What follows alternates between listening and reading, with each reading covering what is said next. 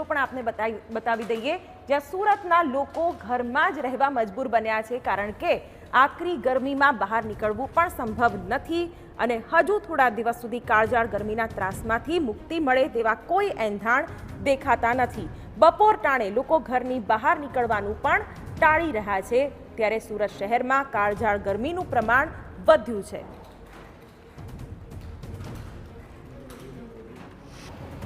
અત્યારે ઉનાળો શરૂ થઈ ચૂક્યો છે અને દિન પ્રતિદિન ઉનાળાની અંદર છે ગરમીનો જે પારો છે દિન પ્રતિદિન વધતો નજરે પડી રહ્યો છે।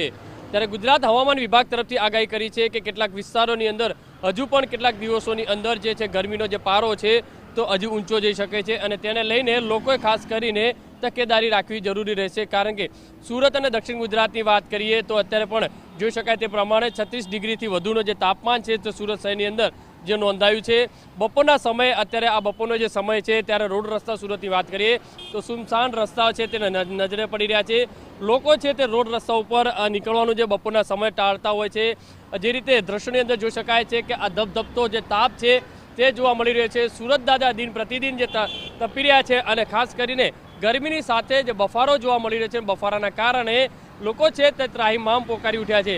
ડૉક્ટરોનું માનીએ તો ડૉક્ટરો જે રીતે સલાહ આપી રહ્યા છે, હવામાન વિભાગ પણ જે સલાહ આપે છે કે બપોરના સમયે લોકોએ 1 થી 4 વાગ્યા સુધીની અંદર વગર કામે બહાર નીકળવાનું ટાળવું જોઈએ અને વધુને વધુ પાણી પીવું જોઈએ તે રીતની સલાહ છે તે આપી રહ્યા છે। કેમેરામેન સંજય ચંદેલ સાથે બલદેવ સુથાર, TV9 સુરત।